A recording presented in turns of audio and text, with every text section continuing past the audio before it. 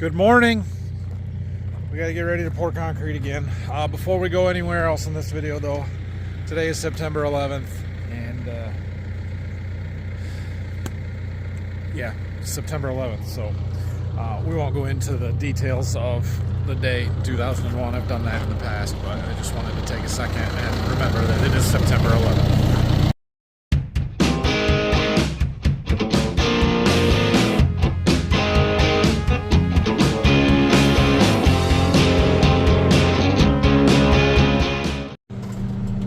So we've got to finish getting ready to pour here. Basically everything from our tube to the road we've got to dig out yet. I'm going to try and do this, see how it goes. The goal is to put the stuff over here. We'll use it for backfill in the backside of the forms here. And I don't want to go too deep, but I also want to get it in where I need it, you know, deep enough so we've got enough concrete. Brock took my tamper yesterday, so if I go too deep, we're gonna have trouble getting this packed back in there. Oh well. Well, that looks pretty good. I'm trying to figure out where exactly to set the edge. We're kind of right on the edge of the pavement now. I chipped out the stone and berm there, and we're in good shape. Dad had set the form a little past there, but it does kind of come back to here. But then it's out. I don't know. I'm gonna leave it for right now. We'll call that good. We got to dig this other side out though. Hey, you took my tamper.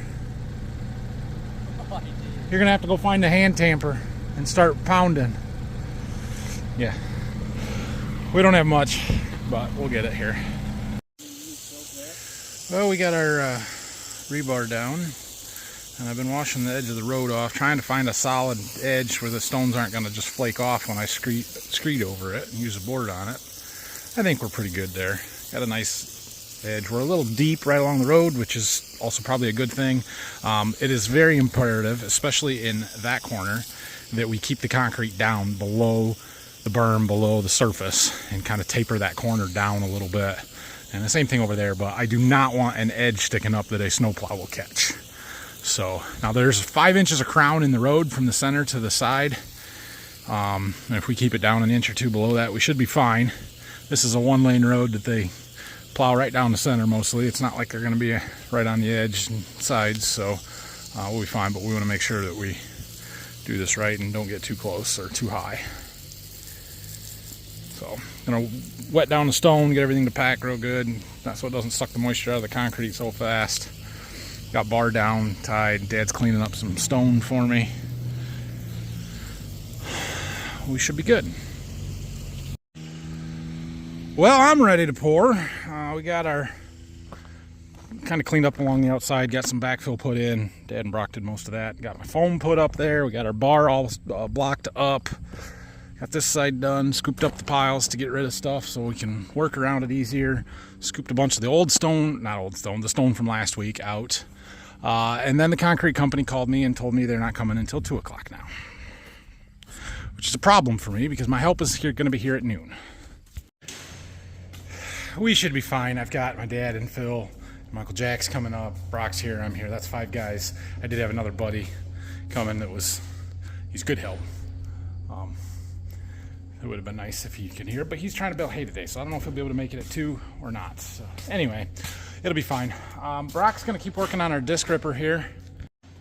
We have some scrapers that are wore out, and so he's going to start working on those. If you tighten this bolt up, kind of take a pry bar in here, pry that away, and tighten up that bolt, then you can work on them a little bit easier without them being pressed into the blade, and we can start taking the old ones off. The new ones should come today. We're hoping they come today anyway. And we should get our seals for our cylinder. Whoops, so we can get that put back together, and I think we'll get our pieces for this bracket that is in bad shape. So anyway, he can work on that for a while we're waiting to pour concrete this afternoon. So while I'm waiting, I'm gonna go get the weed treater fired up. Figure out what all. Oh, I need a grease gun. Let's get a grease gun. But we'll get that all ready to go, and maybe we'll start running some wheat through it today. Doing a little maintenance before we get started here. There's a bearing in there that has a grease zerk that it only takes one shot of grease, but we put some in there. Cleaning out my static mixer that mixes all 4 different inputs together there. And I took that shield off on the motor there just to see what it looks like in there. And we got a little rust on the motor shaft. I'm going to go get some spray lubricant stuff to spray in there. And I need some pipe dope to put my fittings back together. All right, we got this end all put back together, shield back on, everything's lubed up, got that static mixer cleaned out. I greased the bearing on the bottom of the auger. There's a bearing at the top, and I wanted to take the cover off and check the belt tension, so I've got that off. Ugh. Handy if I have a main lift here. Doesn't have to go up, but it works. Nice work platform. It's a little glittery under there, which is to be expected, I suppose, but belt tension seems to be pretty good. Haven't had any issues with it, so I didn't expect any problems, but just you got to check every now and then. So there is a bearing down in there that we got to get grease into. Well, what I get for trying to fix stuff. I got this filter housing and this setup here where there's a T so you can drain, or it goes through the filter, and on that side there, this was really loose, like this connection in here, and it would always get cockeyed and not straight and just bothering me. So I thought, well, I'm going to take it off and twist that T a half a turn and tighten it up a little bit. And in doing so, I promptly broke this plastic fitting. So now I get to go find one. Ah, shoot. Oh, well.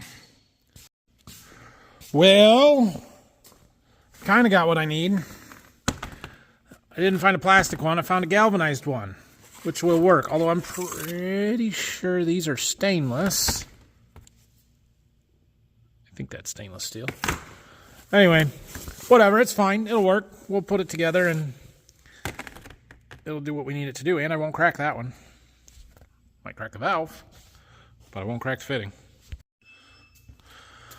Well, I think the treater is ready to go. We need to put chemical in it, some water in it, and get everything primed and calibrated, but we'll get to that. We also are going to need some empty boxes because all this wagon has to come out of the wagons that we're going to treat out of and go into boxes until we get the wagons empty, and then we can dump the treated wheat back in. That's how this works. So I got 4 of them out here. We'll set these up. We've also got the one up there on the treater that we can use. That should be enough for this wagon, but I got more over there in the corner if we need them. What else? Oh, we're running out of time here. I was going to try and treat some here yet before we poured concrete, but between having to go and get parts and then got a phone call from my sister and ran out of time, so we're going to have to go pour. It's 10 after 1, coming in about 45 minutes. These boxes are a pain in the butt to fold down by yourself. They're even worse to get back upright by yourself, so best way I've found to do it is grab this little handle here and just flip it on its side like that, and then we can come around and pull the 2 halves apart, spin it,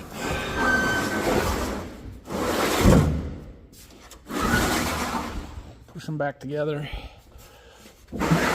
get it lined up just right. You can kind of get them to fit together. I'm off a little bit. There we go. And then we can close our latches.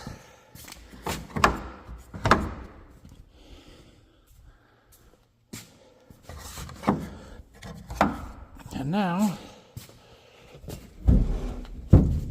stand it back up. Yeah, fun.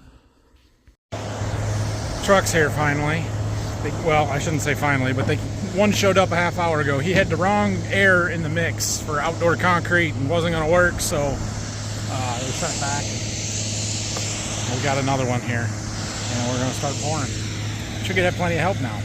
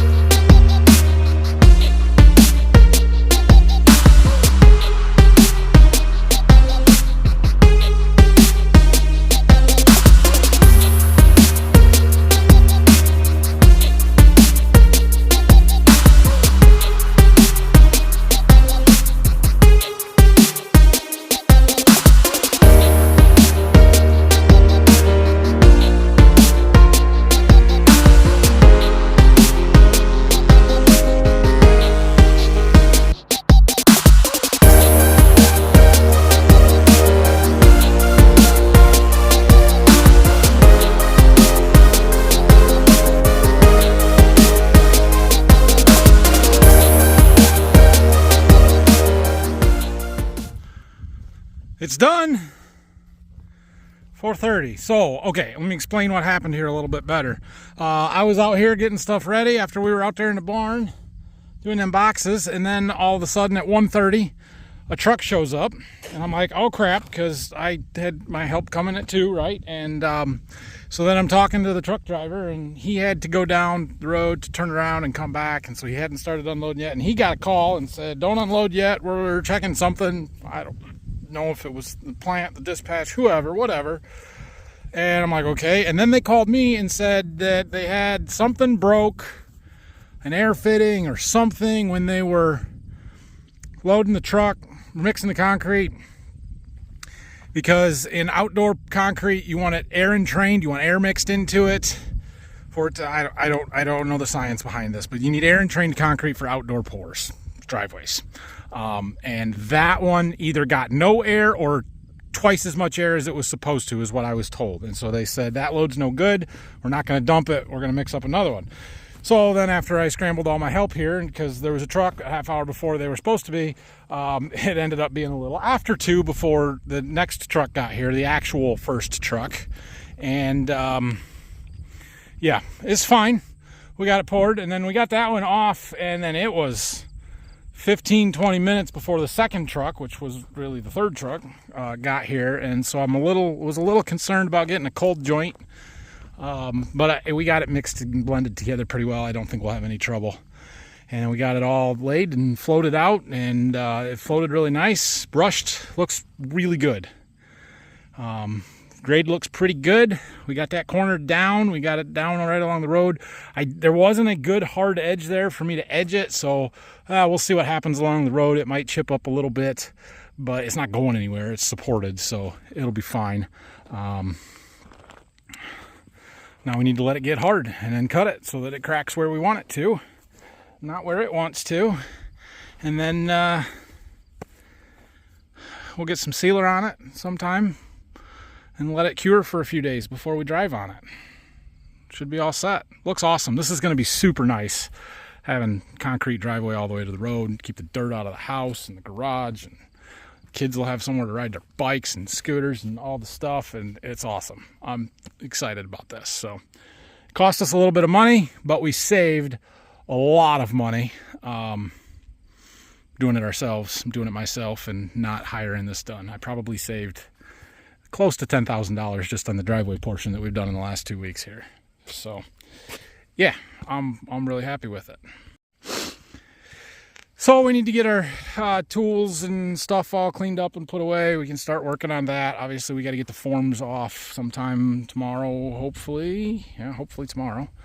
So we'll get there, but we're done with the float and the brush and the pipes and the rakes and the laser stand and the shovels, most likely. The stakes over there. Of course, we got more stakes to put in. The bucket of concrete tools. All that stuff can get put away. Back to our disc ripper project. Brock and Jack got all of our scrapers replaced that needed replaced, so that's all good. And they're working on that piece back there. We also got our seal kit for our cylinder, so I am replacing seals. We got the gland end here done. I'm doing the ones on the piston. Got to do the blue ones yet, which, if I remember right, are a real pain in the butt to get in and out of there. And then we put it all back together. Our cylinder is back together. Cool. Good deal. How are we coming over there? We got the one bolt loose, but we boogered up the end on the threads. So we can't tighten that? When we're hammering it in. Okay, so we got to get a file and clean up the threads. Grinder first. Okay. Oh, yeah. Concrete looks good. We got that bracket off on that ripper, but don't have the piece to put it back together yet, so about as far as we could go. Anyway, this is setting up. It's getting hard. If she steps on it, it'll probably be okay, but I'm going to try to keep her off of it. What's up, sis? Huh? What? Show me. Come here. The tools? Oh, Gatorade? Empty Gatorade bottle? Yeah. We should throw it away, huh? You gonna clean it up? Yeah. Thank you. Don't put it in your mouth. You silly. Anyway, we're gonna cut it tomorrow, get it clean, seal it. I was thinking about pulling forms, maybe even tonight yet, or at least pulling the screws out of the stakes and seeing if we can do any. I don't want to booger up an edge, but the concrete's set up enough we could take the forms off anytime. Well, I don't know if it's the right thing to do or not, but she is semi-occupied, so I've been able to clean up and work out here a little bit. We got some forms stripped off. Yeah, it's great. I haven't taken the screws out of the other side yet, so we'll go try that and see if we can get all the forms off tonight. That helps me out tremendously for tomorrow. Isn't that just the cutest? Where are you going?